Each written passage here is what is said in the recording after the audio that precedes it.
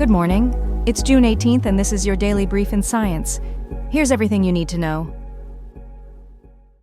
A new benchmark called Bridge is redefining how we measure large language models in clinical settings, evaluating multilingual understanding of real-world medical texts across 9 languages. It spans 9 specialties and disrupts previous tests by tying evaluation to actual clinical workflows, case reports, EHRs, and patient-doctor conversations. Bridge is backed by funding from the Patient-Centered Outcomes Research Institute, the NIH, and institutional scholarships, with a clear emphasis on transparency and ethical research through disclosures and compliance. The study tests 95 LLMs from 59 clinical AI initiatives across 14 specialties, using multiple inference strategies to mirror real deployment. It includes methods like chain-of-thought prompting and few-shot learning to simulate complex medical reasoning scenarios. Findings note that adapted LLMs can outperform experts in clinical text summarization and that health systems are increasingly using LLMs as prediction engines. GPT-4's impact on physician performance is highlighted, though potential biases are acknowledged. Open-source models sometimes match or exceed proprietary ones, underscoring opportunities for broader access to clinical AI tools. The Bridge team emphasizes medical reasoning, diagnostic support, patient communication, and health equity as core themes related to LLMs. Evaluation covers tasks such as diagnosis, imaging reports, medical coding, and discharge summaries across the benchmarks. The benchmark represents 14 clinical specialties to reflect varied documentation styles. A continuously updated leaderboard on HUGGINGFACE tracks models and datasets, promoting ongoing benchmarking and progress. Co-first authors Yagang Wu and Bowen Gu anchor the effort, with senior authors Jia Yang and Joshua Lin guiding interdisciplinary collaboration across pharmacoepidemiology, pharmacoeconomics, clinical medicine, and computational modeling. A Lancet analysis shows HPV vaccination has substantially reduced cervical cancer deaths in England, with about 200 lives saved and a 63% lower relative risk of death among vaccinated women aged 30 to 34. Among women aged 20 to 24, there were no cervical cancer deaths in England from 2020 to 2024, reflecting early protection from the vaccine. The declines are linked to high vaccination uptake, about 90% at ages 12 to 13 for the cohort, plus early protection that reduces both infections and future cancer deaths. Researchers caution that global HPV vaccine uptake remains low, and UK rates could fall post-COVID, threatening future trends in cancer deaths. Findings suggest the vaccine's benefits extend beyond infection prevention and may include preventing cancers that screening might miss. Experts expect further declines in deaths as more people are vaccinated and as vaccinated cohorts age. However, declining HPV vaccination uptake could reverse gains, with studies projecting 15 to 25 additional avoidable deaths per year in young women and up to about 200 annually if pre-COVID uptake returns. Cancer Research UK notes, England's vaccination rate remains below the WHO target of 90% by age 15. In 2024 to 2025, about 76% of girls were vaccinated, with 75% nationally and 60% in London. Low uptake could lead to higher future cervical cancer incidence and mortality, underscoring the need for broader vaccination coverage. Personal stories like Alexandra Legg's cervical cancer diagnosis at 30 in 2021 illustrate the vaccine's potential to prevent outcomes that devastate families. Cervical cancer remains the 14th most common cancer among UK females, with roughly 3,300 diagnoses annually, and HPV infection is linked to about 99% of these cases. Estimates suggest around 200 lives saved so far, with the potential for long-term protection possibly reaching thousands of avoided deaths.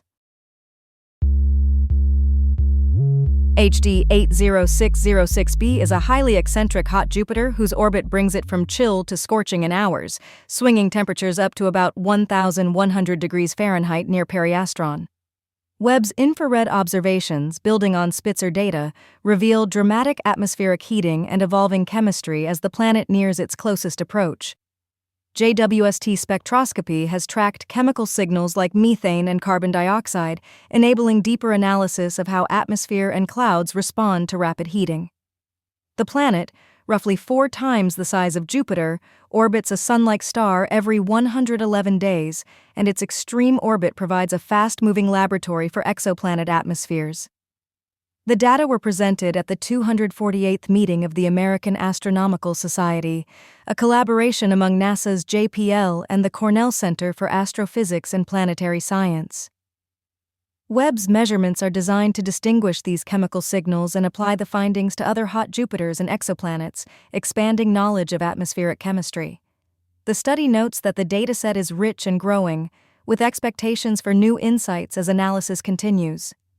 JWST/MIRI observations captured a temperature rise of about 1,100 degrees Fahrenheit during approach to periastron, offering real-time data on atmospheric response and cloud dynamics. Observations were planned over several years due to the planet's 111-day orbit and JWST's field of regard constraints, including a secondary eclipse when the planet passes behind its star. The Webb collaboration includes researchers from JPL, Johns Hopkins, APL, and the Cornell Center, with international partners from ESA and CSA, underscoring a broad multi-institution effort to understand exoplanetary atmospheres.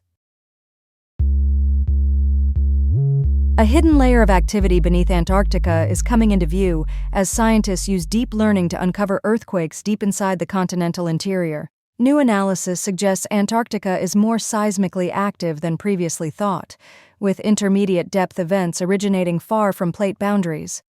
Researchers re-examined historic seismic records from the 2000s and 2010s, applying machine learning techniques to reveal signals traditional methods missed. The earthquakes cluster where cold, rigid crust meets warmer, softer rock at depth, creating a sharp contrast in tectonic strength that enables deep seismic activity within the continental interior.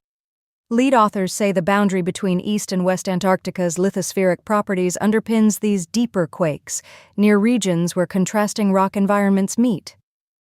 The David Glacier region, a 1,100-kilometer ice stream, may influence stress conditions contributing to this deep seismicity nearby. The detected events are intraplate intermediate-depth earthquakes, with magnitudes from 1.6 to 3.5 occurring at depths around 100 to 145 kilometers beneath the crust.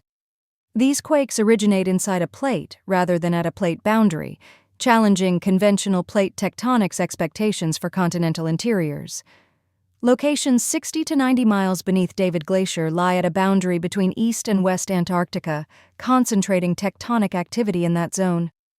Although these deep quakes are too weak to threaten ice sheets or ecosystems, understanding them helps improve models of Antarctic dynamics and sea level rise predictions and demonstrates AI-driven value in parsing old seismic data. A Florida State University-led project is advancing hyperlocal heat exposure mapping to help 8 local governments develop extreme heat action plans. The effort is headed by geography and public health professor Chris Uegio and is in partnership with the Southeast Sustainability Directors Network to translate research into practical heat actions for communities. Collaborators include Lei-Kyu Hu from the University of Alabama in Huntsville and Xiaojiang Li from the University of Pennsylvania, forming an interdisciplinary team. NASA's Health and Air Quality Applied Sciences team supports using satellite data to address public health and air quality challenges and inform responses to issues like wildland fires.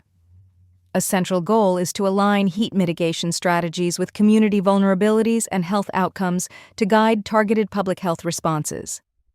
Researchers will produce hyperlocal heat exposure maps at a 1-meter scale using satellite data and environmental measurements, assessing whether heat mitigation efforts match community vulnerabilities and health outcomes.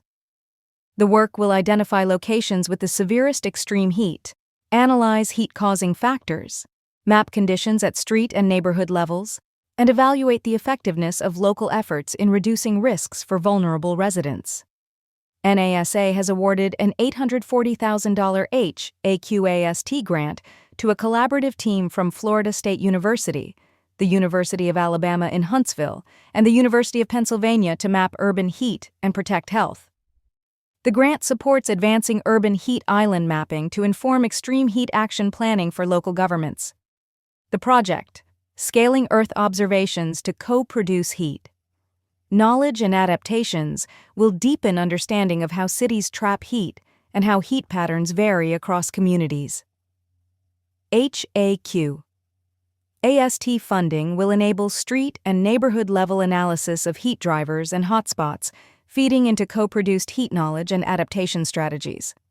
The collaboration features a nationwide interdisciplinary team, including Laiku Hu and Xiaojiang Li, highlighting broad academic partnerships. This has been your Daily Brief in Science. To read more about these stories, follow the links in the episode bio. You can also subscribe to these updates via email at www.brief.news. For more daily podcasts about the topics you love, visit brief.news/podcasts. Tune in tomorrow. We'll be back with everything you need to know.